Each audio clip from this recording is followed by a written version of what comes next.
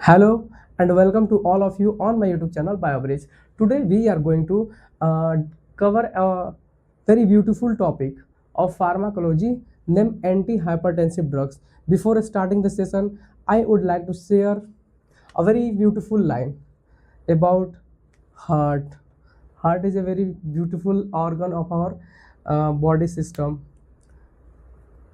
So the heart remember everything what the mind forget means जो हमारा दिल होता है वो सारी बातें को याद रखता है जो हमारा माइंड भूल चुका होता है।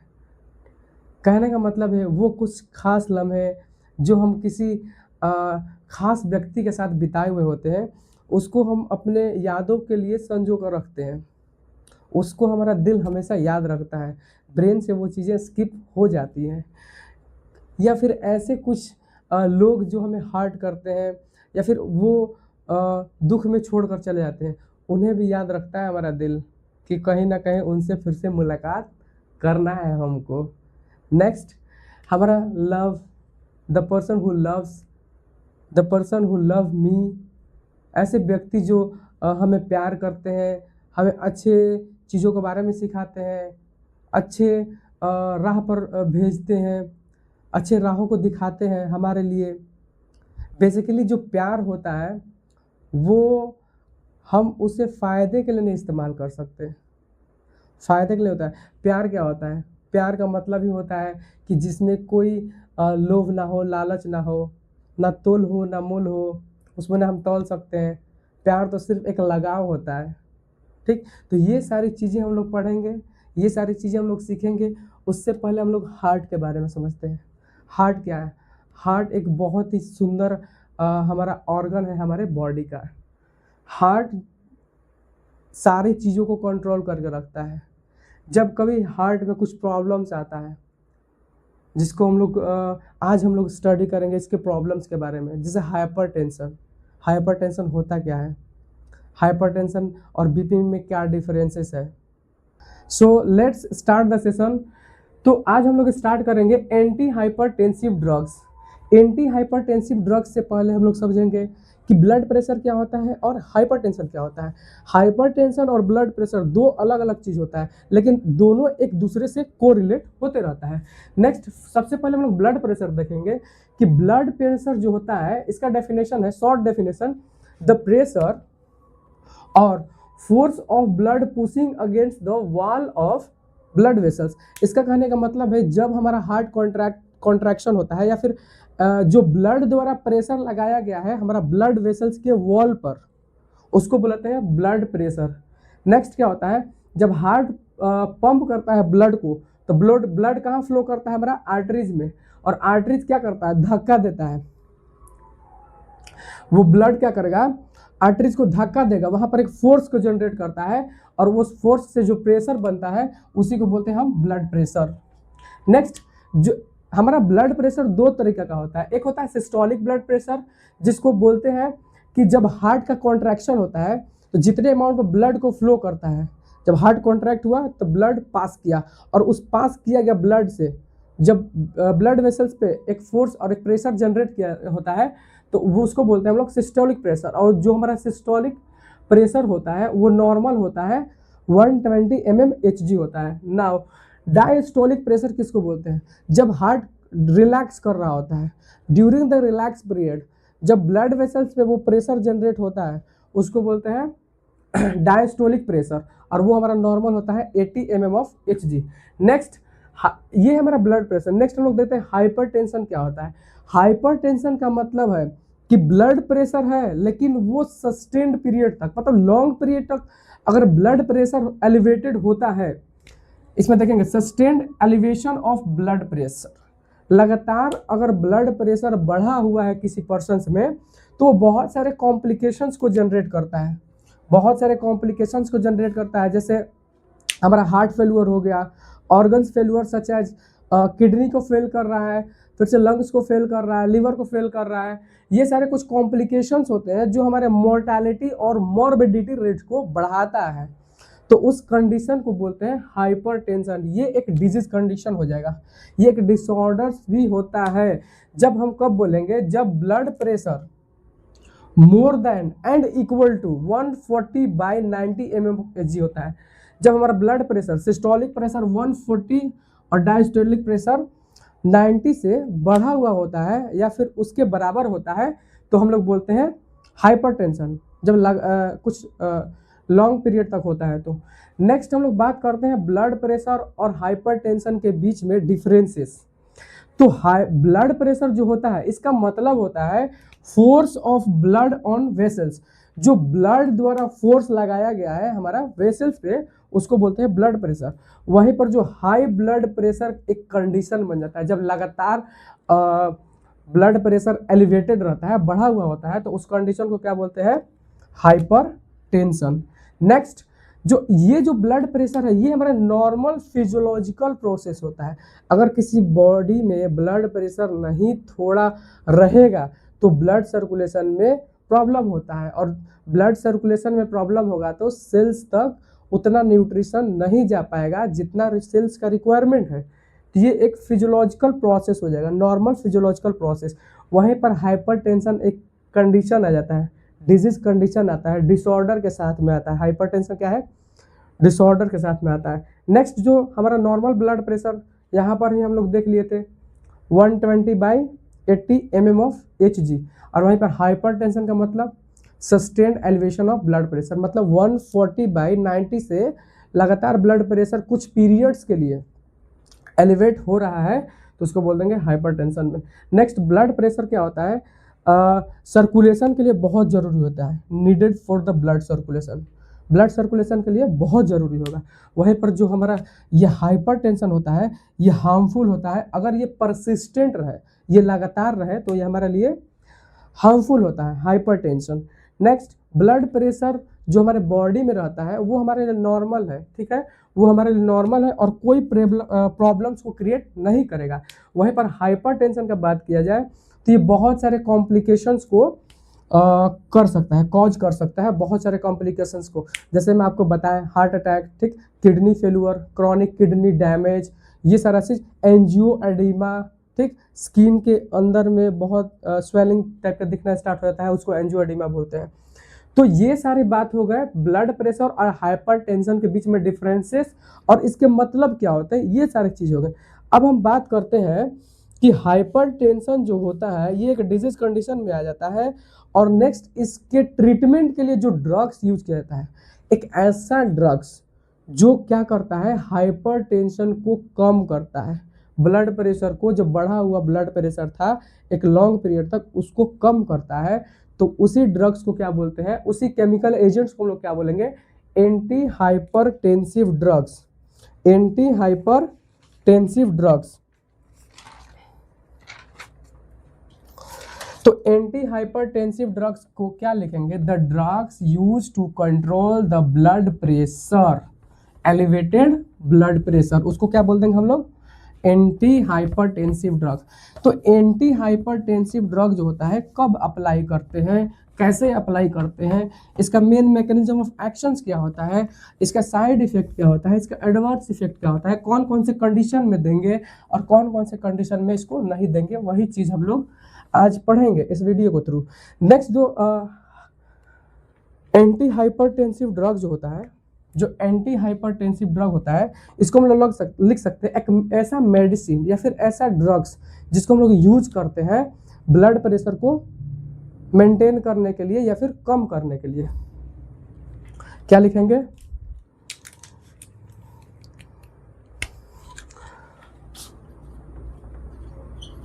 Drugs use to lower the blood pressure. This is the very small definition of anti-hypertensive drugs. Now हम लोग समझेंगे जो ब्लड प्रेशर होता है वो मेनली एलिवेट कैसे होता है, जो मेनली क्या होता है, एलिवेट कैसे होता है, और जो ब्लड प्रेशर होता है वो पहले ही बता रखे, मोर देन या फिर उसके बराबर 140/90 mmHg। कुछ रिस्क फैक्टर्स होते हैं जिसके वजह से हमारा ब्लड प्रेशर सस्टेन एलिवेटेड रहता है, ठीक, कुछ रिस्क फैक्टर होते हैं जिससे के वजह से क्या होता है, हमारा ब्लड प्रेशर बढ़ता है, और उसी रिस्क फैक्टर को हमको लाइफस्टाइल मॉडिफिकेशन में कम भी करना होता है। जैसे मान लीजिए कि हम लोग हाई सॉल्ट इंटेक करते हैं, हाई सॉल्ट इंटेक करते हैं, उससे भी हमारा क्या होता है, ब्लड प्रेशर एलिवेट होता है। पिछले वीडियो में राज सिस्टम लोग क्या पढ़े थे कि जिधर जितना नमक जाएगा उसके पीछे पीछे क्या जाएगा, पानी जाएगा। तो नमक हम लोग खाएं, उसके पीछे पानी, नमक डाइजेस्ट हुआ, नमक एब्जॉर्ब हुआ, वाटर भी एब्जॉर्ब होगा, और दोनों एब्जॉर्ब होने के बाद हमारे ब्लड में ब्लड वॉल्यूम को बढ़ाता है, और ब्लड वॉल्यूम बढ़ेगा तो हाइपरटेंशन भी बढ़ेगा। नेक्स्ट आता है हमारा ओबेसिटी। ओबेसिटी को हम लोग साइलेंट किलर भी बोलते हैं। क्यों? ये धीरे धीरे क्या होता है, डिपॉजिट होता है हमारे ब्लड वेसल्स के वॉल में, और जो ल्यूमेंस होता है उसको छोटा करता है और ब्लड प्रेशर को एलिवेट करेगा, तो हार्ट अटैक का ज़्यादा चांसेस होता है ओबेसिटी वाले केस में। नेक्स्ट आता है स्मोकिंग। जो पर्सन स्मोक करते हैं उसको हाइपरटेंशन का केस ज़्यादा देखने को मिलता है। अल्कोहल स्ट्रेस, अल्कोहल या फिर कोई स्ट्रेस या फिर फैमिली हिस्ट्री, ये सारा कुछ रिस्क फैक्टर्स होता है जिससे हमारा हाइपरटेंशन होता है। ठीक, नेक्स्ट हम लोग क्या देखेंगे, कुछ पैथोजेनेसिस देख लेते हैं। पैथोजेनेसिस, जिसके वजह से क्या होता है हमारा ब्लड प्रेशर। पैथोजेनेसिस मतलब, पैथो मतलब क्या होता है, कोई डिजीज, और जेनेसिस मतलब वो डिजीज हुआ कैसे, उसके पैथोजेनेसिस को देखते हैं। तो पैथोजेनेसिस में क्या होता है कि आपको पता है कि जो हमारा हार्ट है, जो हमारा क्या है,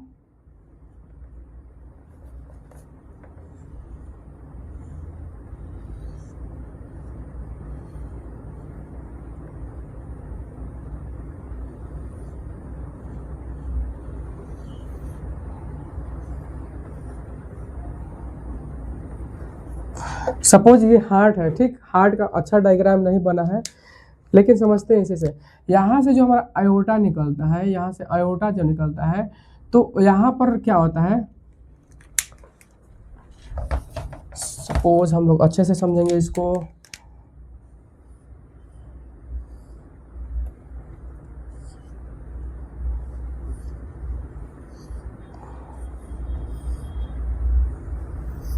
सपोज ये हमारा हार्ट हो गया, एक ब्यूटीफुल सा हार्ट हो गया, और यहाँ से क्या है हमारा आयोटा का, आयोटा निकला हुआ है, और आयोटा से यहाँ पर आपको पता होगा बहुत सारे ब्लड वेसल्स निकलते हैं।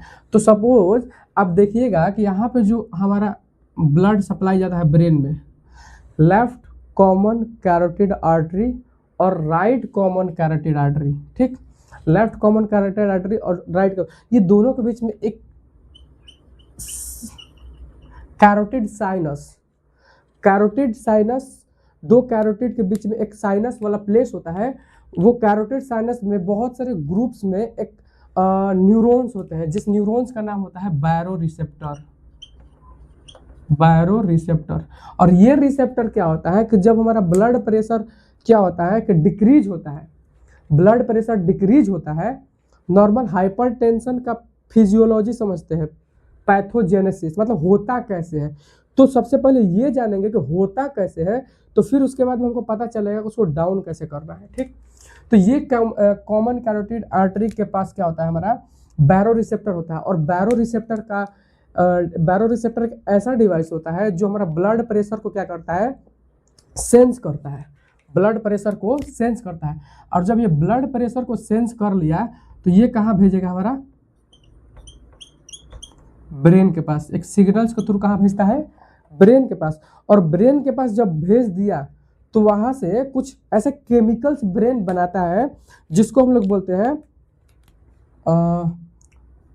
जिसको हम लोग बोलेंगे सिंपैथेटिक डिस्चार्ज।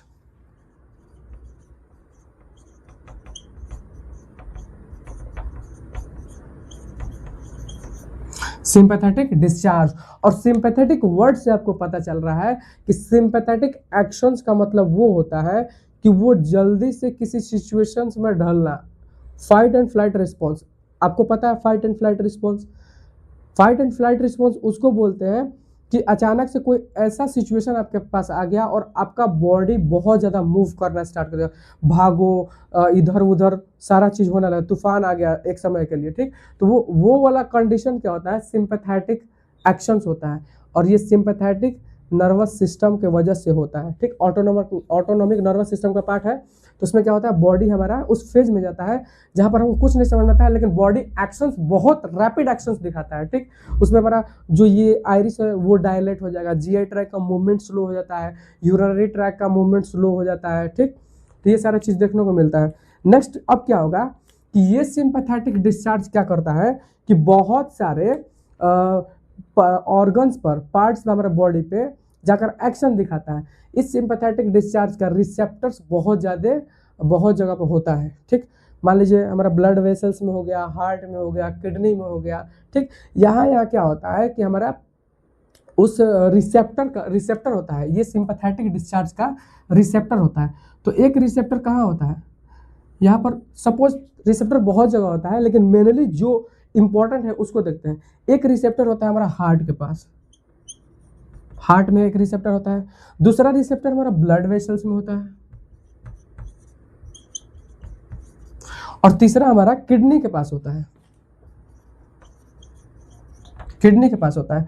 तो जो आपको पता है कि हाइपरटेंशन को हमको ब्लड प्रेशर बढ़ाना है, ब्लड प्रेशर कैसे बढ़ रहा है उसका हम लोग पाथवे देख रहे थे। तो सबसे पहले क्या हुआ, ये बैरो रिसेप्टर जो ब्लड प्रेशर सेंसिंग डिवाइस होता है, ठीक। आपको पता है, सपोज मान लीजिए कि जब यहाँ से ब्लड पंप हुआ तो वो ब्लड स्लो है, मतलब कम अमाउंट में ब्लड को पंप किया, और उस कंडीशन से हमको क्या पता चलता है कि हाइपोवॉलीमिया वाला कंडीशन है। जब हाइपोवॉलीमिया वाला कंडीशन होगा तब ब्लड हमारा ब्रेन तक नहीं पहुंच पाता है, ब्लड का सर्कुलेशन हमारा ब्रेन तक नहीं हो पाता है, ब्रेन तक नहीं हो पाएगा। तो वहां से क्या होगा, एक बैरो रिसेप्टर होता है। बैरो रिसेप्टर क्या है कि ब्लड प्रेशर सेंसिंग डिवाइस होता है, और ये रिसेप्टर ग्रुप ऑफ न्यूरॉन्स होता है, और ये क्या करता है, यहाँ से एक इलेक्ट्रिकल इंपल्स जनरेट करता है हमारे ब्रेन, सीएनएस के पास एक इलेक्ट्रिकल इंपल्स जनरेट करता है, और ये सीएनएस क्या करता है, सिंपैथेटिक डिस्चार्ज, एक केमिकल्स डिस्चार्ज को सेक्रेट करता है। और ये सिंपैथेटिक डिस्चार्ज का रिसेप्टर हमारे बहुत सारे ऑर्गन्स पे होता है, हमारे बॉडी के कहाँ कहाँ होता है, हार्ट के पास, ब्लड वेसल्स के पास, और किडनी के पास। तो ये जो ब्लड वेसल्स हार्ट के पास ये डिस्चार्ज जाता है और हार्ट के रिसेप्टर के साथ बाइंड करता है, तो क्या करता है कि सिस्टोलिक ब्लड प्रेशर को इंक्रीज कर देता है, सिस्टोलिक ब्लड प्रेशर को इंक्रीज कर देगा, सिस्टोलिक ब्लड प्रेशर को इंक्रीज कर देगा। और सिस्टोलिक ब्लड प्रेशर को जब इंक्रीज करेगा तो हाइपरट्रॉफिया वाला कंडीशन देखने को मिलता है। हाइपरट्रॉफी का मतलब होता है, हाइपर मतलब होता है ज़्यादा, और ट्रॉफी मतलब होता है ग्रोथ। कहने का मतलब है कि जो सेल्स का ग्रोथ होता है, ये यहाँ कॉन्ट्रैक्शन हो रहा है, कॉन्ट्रैक्शन, ये जो वेंट्रिकल पार्ट है, जो हमारा लेफ्ट वेंट्रिकल वाला पार्ट है, उसमें जो सेल्स प्रेजेंट होते हैं, कार्डियक सेल्स, उस सेल्स का हाइपरट्रॉफी हो जाता है, मतलब उस सेल्स का साइज बढ़ जाता है, ठीक। क्योंकि इस पे लोड पड़ना स्टार्ट हो गया, हैवी कॉन्ट्रैक्शन हो रहा है, increase systolic BP, heavy contraction जब होगा, बहुत जोर से कॉन्ट्रैक्शन होगा, तो यहाँ का जो मसल्स होता है उसका बहुत ज़्यादा मेटाबॉलिक फंक्शंस होना स्टार्ट हो जाता है, ठीक। तो उसको बहुत ज़्यादा एनर्जी का रिक्वायरमेंट होता है, ठीक, एनर्जी का रिक्वायरमेंट। एक एग्जांपल से समझते हैं, हाइपरट्रॉफी, जो लोग जिम जाते हैं, जिम जाने के बाद देखोगे बाइसेप्स, ट्राइसेप्स, चेस्ट, सारा चीज़ डेवलप होना स्टार्ट हो जाता है, शोल्डर्स, बड़ा बड़ा शोल्डर्स देखने को मिले, क्यों, वहाँ का जो सेल्स है, मसल्स का जो सेल्स होता है, मसल सेल्स, उसमें क्या होता है, हाइपरट्रॉफी हो जाता है, एकदम डायरेक्ट पूरा देरी से एक ही एक्सरसाइज करेंगे तो उस मसल्स में क्या होगा, हाइपरट्रॉफी देखने को मिलता है। और हाइपरट्रॉफी क्यों होता है, सपोज एक छोटा सा सेल्स मेरा पास था और उसको बहुत ज़्यादा इसको एक्सरसाइज कराया तो ये सेल्स बड़ा हो गया, क्यों हो गया, इसका फिजियोलॉजी क्या है, क्योंकि इसमें जो माइटोकॉन्ड्रिया होता है और भी कुछ ऑर्गेनल्स होते हैं, उसका क्या होता है, नंबर्स बढ़ जाता है, उसका क्या होता है, नंबर्स बढ़ जाता है। तो उस सेल्स का जो ऑर्गेनल्स होता है उसका नंबर्स बढ़ने से क्या होता है, हाइपरट्रॉफी होता है। सेम एज कि हार्ट में जो मसल्स होता है, मसल सेल्स होता है, उसमें बहुत सारे ऑर्गेनल्स बढ़ जाता है, जैसे कि हमारा माइटोकॉन्ड्रिया एटीपी सिंथेसिस, यहाँ पर एनर्जी का रिक्वायरमेंट ज़्यादा है, इसीलिए माइटोकॉन्ड्रिया क्या हो जाएगा, उस सेल्स के अंदर बढ़ जाता है। जैसे मान लीजिए सपोज कीजिए 5 ठो था तो भी स्टोर हो जाएगा, इसीलिए सेल्स का साइज भी बड़ा हो जाता है। ठीक, ये हाइपरट्रॉफी वाला कंडीशन देखने को मिलता है। नेक्स्ट आता है जो ब्लड वेसल्स। ब्लड वेसल्स पे अगर ये सिंपैथेटिक डिस्चार्ज आता है तो उसको क्या करता है, वैसो कॉन्स्ट्रिक्शन कर देता है, वैसो कॉन्स्ट्रिक्शन। ये वैसो कॉन्स्ट्रिक्शन होगा, जब ब्लड वेसल्स कॉन्स्ट्रिक्ट कर जाएगा तो ब्लड प्रेशर बढ़ जाता है। ठीक, मान लीजिए ये इतना बड़ा ब्लड वेसल्स है और इसमें इजिली ब्लड पास हो रहा है। अगर मान लीजिए कि इस वाले में इजिली ब्लड पास हो रहा है तो क्या अगर मान लीजिए सपोज कीजिए वैसो कॉन्स्ट्रिक्शन हो गया तो क्या होगा, एकदम इजिली पास नहीं होगा, मतलब ब्लड को प्रेशर जनरेट करना पड़ेगा हमारा ब्लड वेसल्स के वॉल पे। ठीक, तो उससे क्या होता है, हमारा ब्लड प्रेशर बढ़ जाता है और वैसो कॉन्स्ट्रिक्शन वहां पर होता है इस सिंपैथेटिक डिस्चार्ज से। नेक्स्ट आता है हमारा किडनी। ये किडनी भाई साहब क्या करते हैं, जब इसका इस पे इम्पैक्ट पड़ता है तो ये रास सिस्टम स्टार्ट कर देता है, ये रास सिस्टम स्टार्ट कर देता है। और हम लोगों ने पिछले वीडियो में ही रास सिस्टम को पूरा डिटेल्स में कवर कर चुका है, तो आप वहां पर जाकर रास सिस्टम का पूरा डिटेल्स ले सकते हैं, देख सकते हैं, समझ सकते हैं। नेक्स्ट हम लोग स्टार्ट करने वाले हैं कि जो हाइपरटेंशन है, हाइपरटेंशन में मेन कौन कौन सा आता है, मेडिसिन और ड्रग्स आता है। सबसे पहले ऐसा ड्रग्स आएगा जो इस सिंपैथेटिक डिस्चार्ज को डिस्ट्रॉय कर देगा। जो ब्रेन क्या था, सिंपैथेटिक डिस्चार्ज रिलीज किया था और इसको क्या कर दिया, डिस्ट्रॉय कर देगा, डिग्रेड कर देगा। अब जब सिंपैथेटिक डिस्चार्ज हमारे बॉडी में रहेगा ही नहीं तो ये सारे चीज पर इम्पैक्ट पड़ेगा नहीं और ब्लड प्रेशर एलिवेट नहीं होगा। और एलिवेट नहीं होगा तो वो ड्रग्स किस तरह से काम करेगा, एक एंटी हाइपरटेंसिव ड्रग्स की तरह काम करता है। तो सबसे फर्स्ट में क्या हो जाएगा हमारा, सबसे फर्स्ट में क्या होगा हमारा, एक ऐसा ड्रग्स जो हमारा सिंपैथेटिक डिस्चार्ज को तोड़ता है, तो उस ड्रग्स को क्या बोलेंगे, एंटी हाइपरटेंसिव ड्रग में फर्स्ट आ जाएगा हमारा सिंपैथोलाइटिक ड्रग, सिंपैथोलाइटिक ड्रग। ऐसा ड्रग जो इस सिंपैथेटिक डिस्चार्ज को क्या कर रहा है, ब्रेक डाउन कर दे रहा है, एकदम डिग्रेड कर दे रहा है। ठीक, नेक्स्ट क्या आता है, नेक्स्ट हमारा जो ड्रग्स आएगा उसको क्या बोलते हैं कि देखिए ये सिंपैथेटिक डिस्चार्ज क्या कर रहा था, किडनी पर एक्शन दिखा रहा था। ठीक, किडनी पे एक्शन दिखा रहा था तो रास सिस्टम को एक्टिवेट कर रहा था, और रास सिस्टम हमारे बॉडी में इसलिए ही होता है कि ब्लड प्रेशर को बढ़ाए। ठीक, हाइपोवोलेमिया से हाइपरवोलेमिया वाला कंडीशन लाए, लो बीपी से हाई बीपी वाला कंडीशन लाए, तो उस पूरा पाथवे को, रास सिस्टम वाला पाथवे को हम लोग कंट्रोल कर देंगे। तो वैसे ड्रग्स को क्या बोलेंगे, ड्रग्स इनहिबिटिंग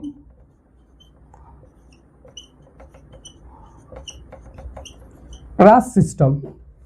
नेक्स्ट क्या होता है, ये दो ड्रग्स हमारे पास मिल गए, ये दो ड्रग्स से हम लोग हाइपरटेंशन केस को कंट्रोल कर सकते हैं। नेक्स्ट हमारे पास क्या है कि हमारे बॉडी में ब्लड प्रेशर के दौरान क्या होता है, हमारे बॉडी में वॉल्यूम बढ़ा हुआ होता है ब्लड का। ठीक, वॉल्यूम बढ़ा हुआ आता है, तो नेक्स्ट हम लोग क्या करेंगे, ऐसा ड्रग अप्लाई करेंगे जो ड्रग हमारे बॉडी से वाटर कंटेंट या फिर सोडियम कंटेंट को क्या करता है, निकाल के बाहर निकाल देता है यूरिन के फॉर्म में। तो ऐसा ड्रग्स जो यूरिन बढ़ाना स्टार्ट कर दे, यूरिन का फ्लो ज़्यादा कर दे, यूरिन का वॉल्यूम ज़्यादा कर दे, या फिर यूरिन का रेट ज़्यादा कर दे। तो पर्सन्स ऐसे जो हाइपरटेंशन में है और उसका यूरिन फ्लो ज़्यादा है, उसका रेट ज़्यादा है, तो उसका ब्लड वॉल्यूम कम होगा, ब्लड वॉल्यूम कम होगा तो बीपी कम होगा, और बीपी कम होगा तो हमारा हाइपरटेंशन वाला कंडीशन नहीं रहेगा। तो हमारा डाईयूरेटिक्स वैसे ड्रग्स को बोलते हैं जो यूरिन आउटपुट को और यूरिन के वॉल्यूम को बढ़ा देता है। तो सबसे पहले हम लोग डिस्कस करेंगे ऐसा ड्रग्स जो सिंपैथोलाइटिक ड्रग्स है, सिंपैथोलाइटिक ड्रग जो सिंपैथेटिक डिस्चार्ज को ब्रेक डाउन कर देता है।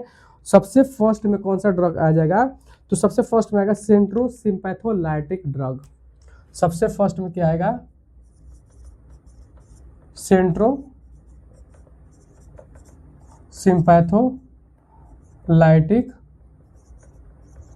ड्रग। ऐसा ड्रग जो सिंपैथेटिक डिस्चार्ज को तोड़ देता है, मरोड़ देता है। ठीक, तो उस ड्रग्स को क्या बोलते हैं हम लोग, सेंट्रो सिंपैथोलाइटिक, सेंट्रल नर्वस सिस्टम पे और ये सिंपैथेटिक डिस्चार्ज हो रहा था, तो वैसे ड्रग्स को क्या बोलेंगे, सेंट्रोसिम्पैथोलाइटिक ड्रग्स। और कुछ इसमें ड्रग्स जो आते हैं जैसे हमारा का क्लोनिडीन हो गया, क्लोनिडीन हो गया। नेक्स्ट हमारा अल्फा मिथाइल डोपा हो गया। ये ड्रग्स क्या करते हैं, ये ड्रग्स क्या करते हैं, इस सिंपैथेटिक डिस्चार्ज को क्या करते हैं, ब्रेक डाउन कर देते हैं। और ये ब्रेक डाउन होने के बाद इन सारे भाई साहब पे अपना एक्शंस नहीं दिखाता है। ठीक, दूसरा ड्रग्स क्या होता है, एड्रीनर्जिक न्यूरॉन ब्लॉकर। समझते हैं क्या होता है।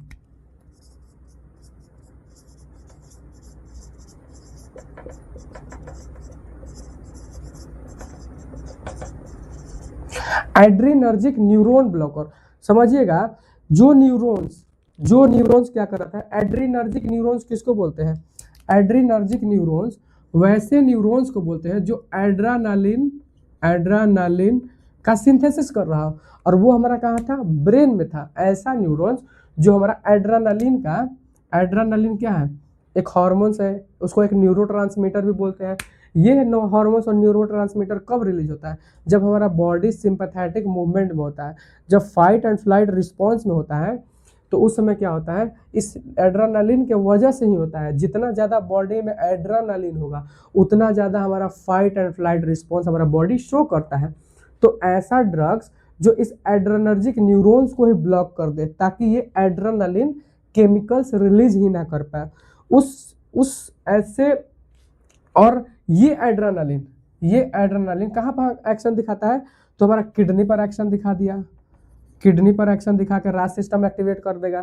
ठीक, फिर हमारा कहाँ एक्शन दिखाता है, हमारा हार्ट पे दिखाता है, हार्ट का कॉन्ट्रैक्शंस बढ़ा देता है, जीआई ट्रैक पर दिखाता है, ठीक, वाटर का एब्जॉर्प्शंस बढ़ा देता है, और आयरिस पर एक्शन दिखाता है।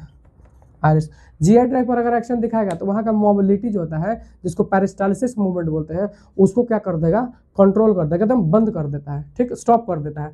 तो हमारा सिंपैथेटिक मूवमेंट जब हमारा बॉडी करता है तो उस हमारा जीआई ट्रैक और यूरिनरी ट्रैक दोनों स्टॉप रहता है, मूवमेंट नहीं होता है। फिर हम बात कर रहे थे आयरिस पर भी इसका इफेक्ट होता है, इस एड्रेनालिन का आयरिस पे इफेक्ट होगा और आयरिस को डायलेट कर देता है। इसीलिए अब जब सिंपैथेटिक मूवमेंट रनिंग मूवमेंट में होते हैं तो हमारा जो ये आयरिस होता है वो डायलेटेड रहता है और ज़्यादा लाइट हमारे आइज में लेंस के थ्रू हमारे रेटिना पड़ता है, जिससे हमको ज़्यादा दिखाई देता है। ठीक, फाइट एंड फ्लाइट रिस्पॉन्स में हमको ज़्यादा दिखाई देता है, इधर उधर सारा चीज़ दिखाई देना स्टार्ट हो जाता है। ठीक, आयरिस को डायलेट कर देता है और इन लाइट एंट्री बहुत ज़्यादा हो जाता है इसकी वजह से। नेक्स्ट हम लोग बात करते हैं इसका ड्रग्स के बारे में। इसमें कुछ ड्रग्स आता है, एग्जाम्पल्स में कुछ ड्रग्स लिख लेते हैं। गुआनिथिडीन,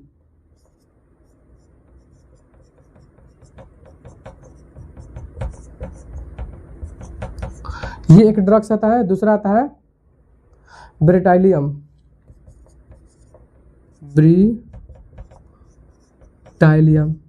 और भी ड्रग्स आते हैं, लेकिन ये दो ड्रग्स होंगे जो क्या होते हैं, adrenergic neuron blocker. Adrenergic neuron blocker मतलब वो न्यूरॉन्स को ब्लॉक करेगा जो एड्रेनालिन का सिंथेसिस कर रहा था। और एड्रेनालिन का क्या फंक्शन था आप बता ही चुके, किडनी राज सिस्टम एक्टिवेट करेगा, हार्ट कॉन्ट्रैक्शंस बढ़ा देता है, जीआई ट्रैक मोबिलिटी को कम कर देता है, और हमारा आयरिस को डायलेट कर देता है। नेक्स्ट हम लोग बात करते हैं तीसरा ड्रग्स जिसको हम लोग बोलते हैं बीटा ब्लॉकर। सी नंबर में आ जाएगा हमारा बीटा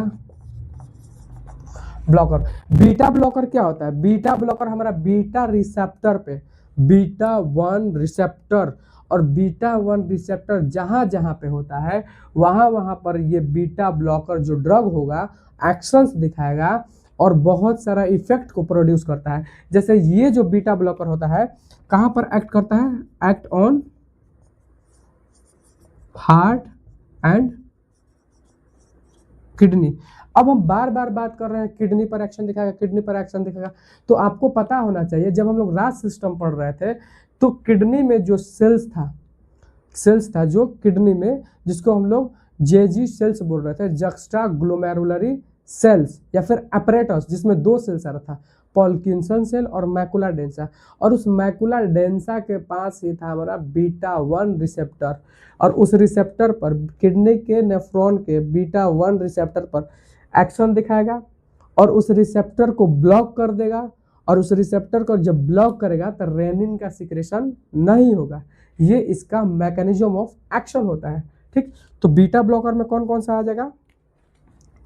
बीटा ब्लॉकर में आ जाएगा सबसे पहले प्रोप्रानोलोल,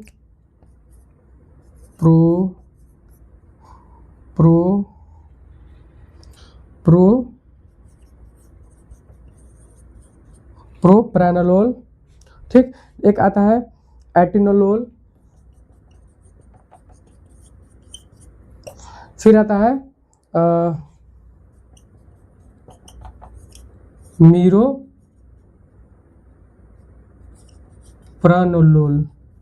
स्पेलिंग देख लीजिएगा, हो सकता है बाय मिस्टेक गलत हो सकता है। ठीक, तो ये कुछ ड्रग्स आते हैं जो बीटा ब्लॉकर्स के नाम से आते हैं, जो हमारा हार्ट पर जो रिसेप्टर होता है बीटा 1 जो कॉन्ट्रैक्शंस में के लिए रिस्पॉन्सिबल होता है उसको ब्लॉक करता है, और किडनी में रेनिन का सिंथेसिस नहीं होने देता है, क्योंकि वहाँ पर बीटा 1 रिसेप्टर होता है, और बीटा 1 रिसेप्टर को ये डायरेक्टली अफेक्ट करता है, और अफेक्ट करने के बाद रेनिन को सिक्रेशन बंद करता है। ये कुछ ड्रग्स थे जो हमारा सिंपैथोलाइटिक ड्रग्स में आता है। सेंट्रो सिंपैथेटिक मतलब सिंपैथोलाइटिक डिस्चार्ज की वजह से जहाँ जहाँ पर एक्शन दिखा रहा था वहाँ पर ये कुछ ड्रग्स क्या करते हैं, बाइंड करने के बाद वहाँ के काम फंक्शंस को बंद कर देते हैं। नेक्स्ट चौथा नंबर में डी नंबर में एक और पढ़ लेंगे हम लोग, alpha 1 receptor blocker. Alpha 1 receptor blocker. Alpha 1 receptor होता कहाँ है? ये हमारा ब्लड वेसल्स पे होता है। ठीक, हमारा कहाँ होता है? ब्लड वेसल्स पे होता है। और जब जब सिंपैथेटिक डिस्चार्ज ये केमिकल्स इस अल्फा 1 रिसेप्टर पे जाकर बाइंड करता है तो वहाँ पर क्या करता है, वैसो कॉन्स्ट्रिक्शंस कराता है। लेकिन ये अल्फा 1 रिसेप्टर ब्लॉकर जब देंगे तो वैसो कॉन्स्ट्रिक्शन नहीं, उसके अपोजिट क्या होगा, वैसो डायलेशन। Vaso dilation. और इसमें कुछ ड्रग्स जो आता है जो बहुत इंपॉर्टेंट होता है जिसका नाम है फेंटोलामिन। फेंटोलामिन। और एक नाम आता है प्राजोसिन। प्राजोसिन। ये दो ड्रग्स आते हैं जो क्या करते हैं, अल्फा 1 रिसेप्टर को ब्लॉक करते हैं। ठीक, एक और देख लेते हैं, एक और जो अल्फा 1 रिसेप्टर और बीटा 1 रिसेप्टर ठीक दोनों को ब्लॉक करता है। नीचे में देख लेते हैं चौथा नंबर में, अल्फा 1 एंड बीटा 1 रिसेप्टर को ब्लॉक करता है। दोनों रिसेप्टर को ब्लॉक करेगा। ठीक, ये दोनों रिसेप्टर को ब्लॉक करेगा। और ये दोनों रिसेप्टर को कैसे ब्लॉक करेगा, ब्लॉक कर देगा वो ड्रग्स, क्योंकि ये सिंपैथेटिक डिस्चार्ज ये दोनों रिसेप्टर पे काम ना करे। ठीक, और दोनों रिसेप्टर को एक्टिवेट ना करें तो कौन सा ब्लॉकर्स आएगा यहाँ पर, लेब्यूटालोल। लेब्यूटालोल ये जो मेडिसिन है, ये ड्रग्स जो है अल्फा 1 और बीटा 1 दोनों रिसेप्टर को ब्लॉक कर देगा। नेक्स्ट आता है कार्बिडिलोल।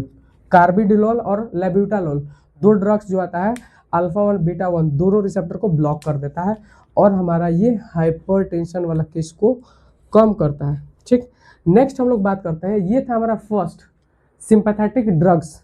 सिंपैथेटिक ड्रग्स में क्या होगा, सिंपैथेटिक डिस्चार्ज हो रहा था और ये डिस्चार्ज जहाँ जहाँ पर एक्शंस दिखा रहा था, जहाँ जहाँ पर सिंपैथेटिक डिस्चार्ज का रिसेप्टर था, कहाँ कहाँ रिसेप्टर था, हमारे हार्ट के पास था। हार्ट के पास कौन था, बीटा 1 रिसेप्टर, बीटा 1 रिसेप्टर था।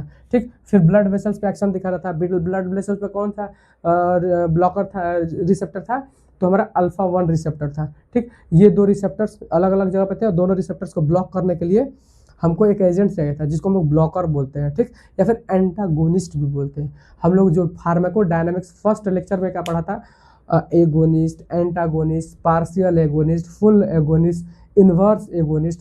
फिर एंटागोनिस्ट में क्या पढ़ा था, physiological antagonist, chemical antagonist, physical antagonist और फार्माकोलॉजिकल एंटागोनिस्ट, ये सारे चीज़ को डिस्कस किए थे। तो antagonist is equal two blocker. ठीक, ब्लॉक करना। ठीक, तो फिर हमारा किडनी पर कौन सा रिसेप्टर था, बीटा 1 रिसेप्टर था। तो ये जहाँ जहाँ पर इसका रिसेप्टर होगा वहाँ पर एक्टिवेट करेगा और फंक्शंस करेगा जिससे हाइपरटेंशन हो सके। तो हम ऐसा ड्रग्स दिए जो उस रिसेप्टर को ब्लॉक कर दे और इसका एक्शंस उस पर ना दिखे, ठीक। तो वहाँ पर क्या हुआ, एंटी हाइपरटेंसिव ड्रग इसको बोलेंगे, एंटी हाइपरटेंसिव ड्रग्स बोलते हैं। नेक्स्ट क्या होता है कि हम लोग समझते हैं, सबसे पहले तो ये सिंपैथेटिक ड्रग्स, इसको हम लोग कवर कर लिए। नेक्स्ट आता है हमारा ड्रग इनहिबिटिंग रास सिस्टम। तो रास सिस्टम को इनहिबिट करने से पहले हम लोग क्या समझेंगे कि रास सिस्टम होता क्या है, रास सिस्टम क्या होता है। तो हम लोग रास सिस्टम में पहले ही एक वीडियो के थ्रू रास सिस्टम कंप्लीट कर लिया है, लेकिन इस वीडियो के थ्रू थोड़ा सा रास सिस्टम को भी देखेंगे ताकि हमारा कॉन्सेप्ट क्लियर रहे। तो रास सिस्टम एक ऐसा हार्मोन का सिस्टम होता है जो हमारे बॉडी में प्रेजेंस होता है, जो इसका मेन मोटिव होता है कि हमारा हाई ब्लड प्रेशर को बढ़ाया जाए। क्यों? क्योंकि पेशेंट या फिर ऐसा कंडीशन होता है किसी को जो ब्लड प्रेशर डिक्रीज हो रखा होता है। तो सबसे पहले हेडिंग डालेंगे रास सिस्टम इनहिबिटिंग ड्रग्स। ये बहुत इंपॉर्टेंट टॉपिक है, किसी भी एग्जाम्स में आ सकता है, किसी भी हमारा बीएससी नर्सिंग, जीएनएम या फिर हमारा एमबीबीएस, ये सारे जगह पर इसका बहुत इंपॉर्टेंट रोल प्ले करता है और ये शॉर्ट क्वेश्चंस में पूछा भी जाता है, ठीक। लॉन्ग क्वेश्चन में पूछ दिया जाता है।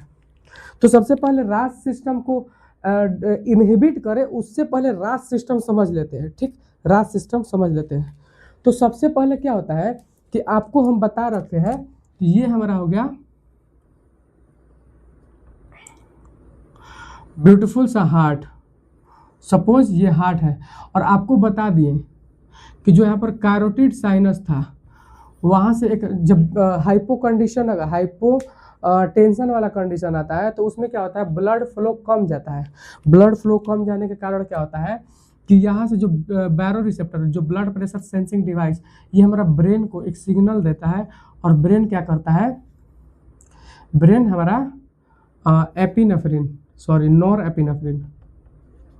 नॉरएपिनेफ्रिन नाम का केमिकल रिलीज करता है। और ये जो नॉरएपिनेफ्रिन क्या करता है, ये नॉरएपिनेफ्रिन हमारा बॉडी में सर्कुलेट होते होते हमारा कहाँ जाता है, किडनी में जाता है। किडनी का स्पेलिंग भूल गए, किडनी में। और किडनी में जो हमारा जेजी सेल्स होता है, जेजी सेल्स पे कौन सा रिसेप्टर होता है, बीटा 1 रिसेप्टर। और इस बीटा 1 रिसेप्टर को क्या करता है, ये नॉरएपिनेफ्रिन स्टिमुलेट करेगा ताकि रेनिन का सिक्रेशन हो सके, रेनिन का सिक्रेशन हो सके। ये एक पाथवे था, रेनिन सिस्टम को एक्टिवेट करने का ये एक पाथवे था। नेक्स्ट हम लोग बात करेंगे दूसरा पाथवे। नेक्स्ट हम लोग बात करेंगे दूसरा पाथवे। तो उस पाथवे को स्टार्ट करने से पहले सब लोग नेफ्रॉन का डायग्राम बनाएंगे फट से।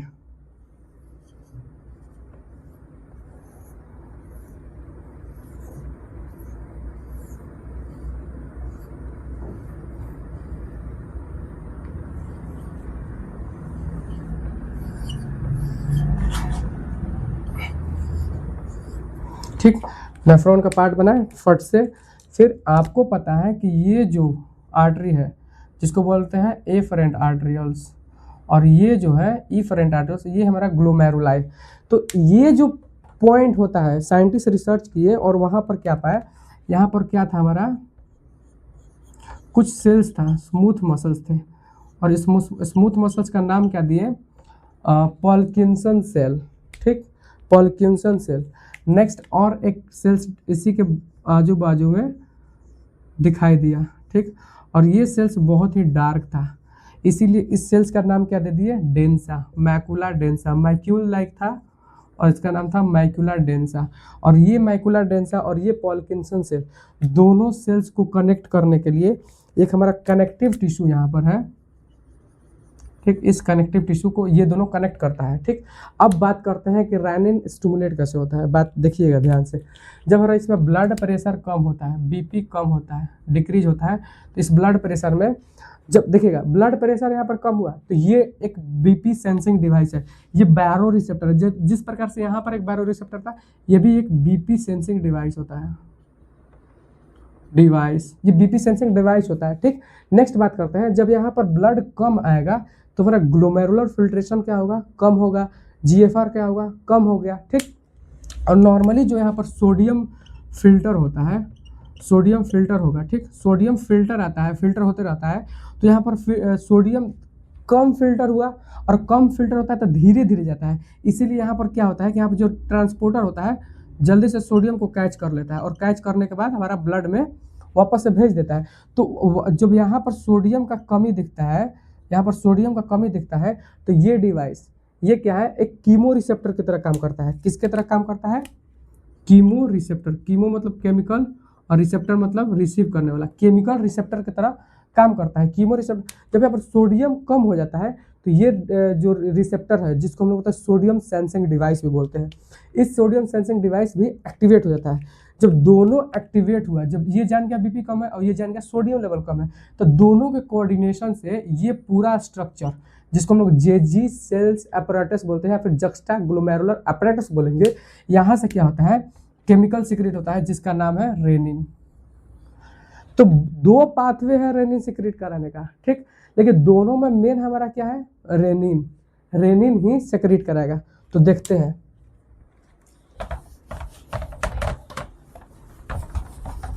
रेनिन को पकड़ के रखना है, रेनिन से ही हमको समझना है आगे का प्रोसेस। तो सबसे पहले क्या है कि नॉर्मल फिजियोलॉजिकल कंडीशन में अगर किसी पेशेंट को या फिर किसी पर्सन को क्या होता है कि बीपी डिक्रीज हो जाता है, बीपी डिक्रीज हो जाता है, तो सबसे पहले क्या होता है कि सिंपैथेटिक डिस्चार्ज रिलीज होता है हमारे ब्रेन से। ब्रेन क्या करेगा, रिलीज करेगा, क्या रिलीज करेगा, सिंपैथेटिक डिस्चार्ज।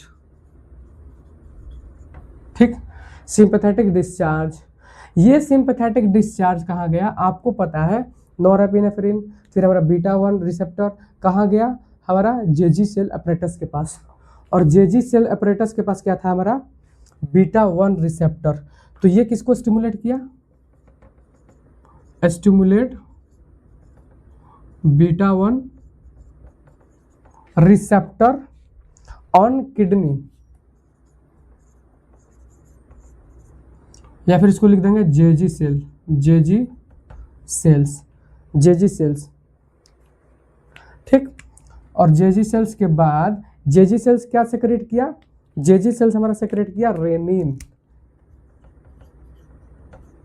रेनिन, रेनिन दो प्रकार का होता है, समझिएगा। रेनिन एक वो होता है जो बच्चा में होता है, जिस स्टमक में रिलीज होता है, जो हमारा मिल्क को कर्डलिंग बनाने में, जमाने में यूज होता है, और वहाँ से डाइजेशन होने में भी रेनिन का एक योगदान होता है। लेकिन ये जो रेनिन है इसमें सिंगल एन है, उसमें डबल एन था।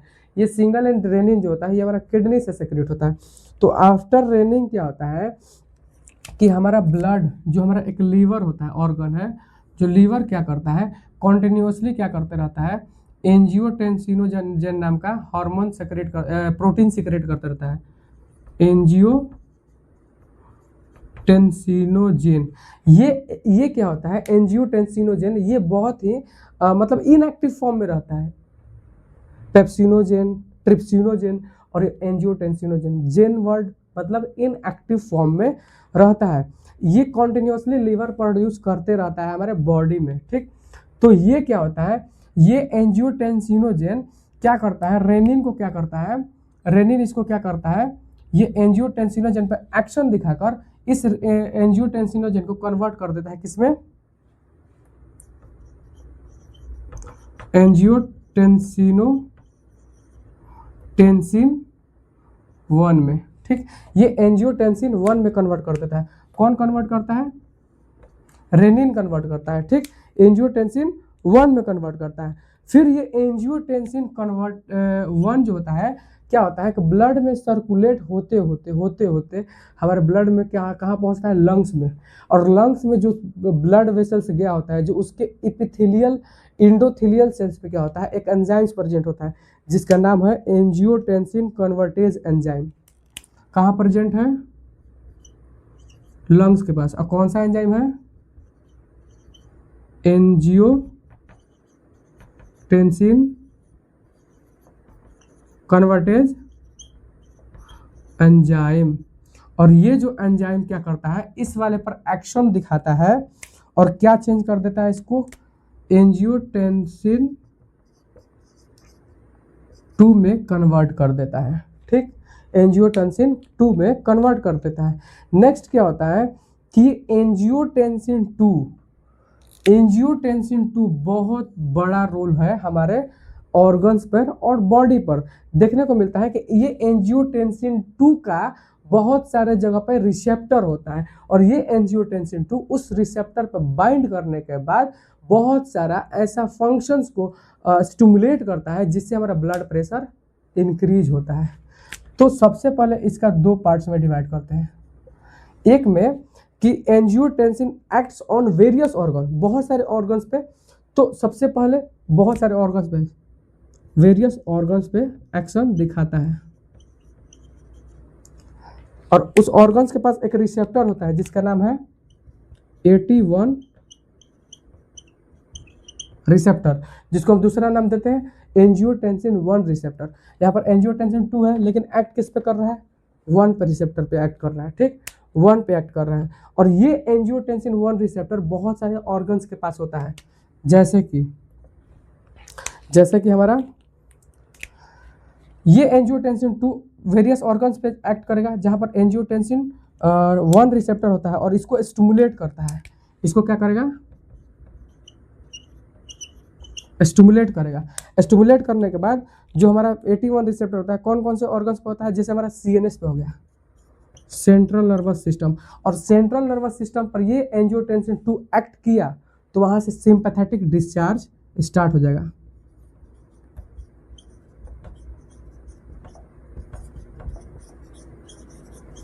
और सिंपैथेटिक डिस्चार्ज का बहुत बड़ा रोल है, हम लोग पहले देख चुके हैं। नेक्स्ट आता है हमारा हार्ट पे। हार्ट पर भी AT1 रिसेप्टर होता है और एंजियोटेंसिन एक्ट करता है और वहां पर एक्ट जब करता है तो increase systolic blood pressure, systolic pressure को क्या कर देता है, बढ़ा देता है। नेक्स्ट आता है हमारा ब्लड वेसल्स। ब्लड वेसल्स पे भी हमारा AT1 रिसेप्टर होता है और वहां पर आकर वैसो कॉन्स्ट्रिक्शन करा देता है, वैसो कॉन्स्ट्रिक्शन कराता है। ये हमारा कुछ मैकेनिज्म है जहां पर एंजियोटेंसिन 2 काम करता है। नेक्स्ट कहां पर काम करता है, नेक्स्ट हमारा एक्शन दिखाता है कहां पर, एड्रिनल कॉर्टेक्स पर। एक्ट ऑन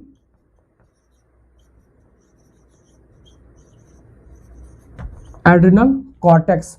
और एड्रिनल कॉर्टेक्स पर क्या होता है, हमारा AT1 रिसेप्टर प्रेजेंट होता है, AT1 रिसेप्टर प्रेजेंट होता है। और AT1 रिसेप्टर एड्रिनल कॉर्टेक्स पे जब प्रेजेंट होगा तो वो मिनरलोकोर्टिकॉइड नाम का केमिकल सिक्रेट करता है। और मिनरलोकोर्टिकॉइड का एक एग्जांपल हो जाएगा एल्डोस्टेरोन। तो क्या रिलीज करेगा, एल्डोस्टेरोन। और ये एल्डोस्टेरोन हमारा किडनी पर एक्शन दिखाता है। कहाँ एक्शन दिखाता है, किडनी पर। और किडनी पर स्टार्ट होगा तो एक्शन दिखाएगा तो वहां पर क्या होता है, सोडियम का एब्जॉर्प्शन यानी रिटेंशन और पोटेशियम का एक्सक्रीशन भी होता है। ठीक, ये प्रोसेस होता है हमारा राज सिस्टम का। एक बार फिर से समझते हैं।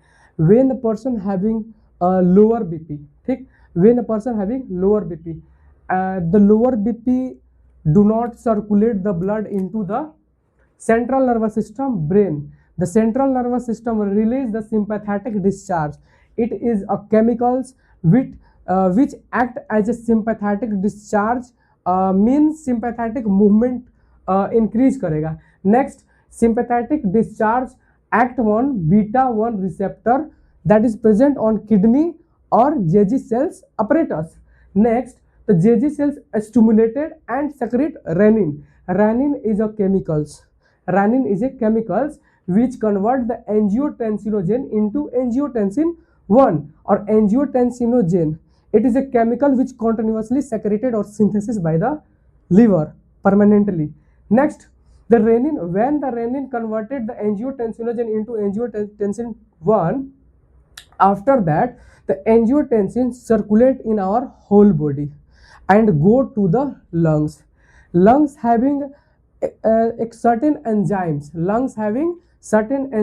on your endothelial cells of their blood vessels, and the name of this enzyme is angiotensin convertase enzyme, and these enzymes influence on angiotensin 1 and convert into angiotensin 2. Under the influence of angiotensin convertase enzyme, the angiotensin converted into angiotensin 2. The angiotensin having a receptor on our body that act various steps, such as angiotensin act on various organ, and the various organ having AT1 receptor, or the angiotensin stimulate this receptor and the various organs such as CNS. When the CNS is stimulated by the AT1 receptor by the chemical angiotensin 2, the CNS produce sympathetic discharge, and we have already discussed sometimes before the sympathetic discharge action. Next, heart. When the angiotensin 2 act on heart, it increases the systolic pressure and increase BP. Next, on blood vessels and blood vessels functions, vasoconstriction. The next function and the very important function of angiotensin 2, it act on adrenal cortex having AT1 receptor, and the AT1 receptor when stimulated, it release aldosterone. It is a chemicals of mineralocorticoid, and the aldosterone further act on kidney having a principal cells. The aldosterone act on principal cells, and the functions like sodium retention and potassium excretion. This is the overview of our RAS system. Now, अब हम लोग क्या देखेंगे कि इसमें कुछ ऐसे drugs को अप्लाई करेंगे जो इस RAS सिस्टम को इनहिबिट करता है, जिसको हम लोग बोलते हैं RAS सिस्टम इनहिबिटिंग ड्रग्स। तो RAS सिस्टम इनहिबिटिंग ड्रग्स में सबसे पहले हम लोग का फर्स्ट में क्या आता है कि एक ऐसा ड्रग्स आएगा जो इस सिंपैथेटिक डिस्चार्ज को ही ब्लॉक करेगा, जिसका नाम है सिंपैथोलाइटिक ड्रग्स, जिसको हम लोग पहले पढ़ लिए। नेक्स्ट क्या होता है कि एक ऐसा ड्रग्स आएगा जो बीटा 1 रिसेप्टर को ही ब्लॉक कर देगा, जिसका नाम है बीटा ब्लॉकर। इसको भी हम लोग देख लिए। नेक्स्ट क्या आता है, एक ऐसा ड्रग्स आता है जो रेनिन को ही डायरेक्ट ब्लॉक करेगा रेनिन को, तो इसको बोलते हैं डायरेक्ट रेनिन ब्लॉकर। और नेक्स्ट एक ऐसा ड्रग्स आता है जो इस एंजाइम्स को क्या करेगा, एंजियोटेंसिन कन्वर्टेज एंजाइम, इसको क्या कर देगा, इनहिबिट कर देगा। ठीक, तो इसको बोलेंगे ACE इनहिबिटर। ऐसा ड्रग्स जो उस एंजाइम को ही इनहिबिट कर देगा। नेक्स्ट आएगा जो हमारा ड्रग्स कौन सा वाला आएगा, AT1 रिसेप्टर ब्लॉकर। ये रिसेप्टर, इस रिसेप्टर को ही ब्लॉक कर देगा। तो फिर हमारा कौन सा ड्रग्स आ जाएगा, AT1 रिसेप्टर ब्लॉकर, और इसको शॉर्ट में ARB भी बोलते हैं, ARB, एंजियोटेंसिन रिसेप्टर ब्लॉकर। ये सारे कुछ ड्रग्स आएंगे जो हमारे RAS सिस्टम को ब्लॉक करेंगे, इनहिबिट करेंगे, जिससे हमारा ब्लड प्रेशर क्या होगा, डिक्रीज होगा, हाइपोटेंशन वाला कंडीशन नॉर्मल वाला कंडीशन में आएगा। नेक्स्ट मिलते हैं नेक्स्ट वीडियो में, और ये कुछ ड्रग्स के बारे में हम लोग रेनिन, डायरेक्ट रेनिन ब्लॉकर, ये सारे ड्रग्स के बारे में बात करते हैं। तब तक के लिए बहुत बहुत धन्यवाद। Thank you.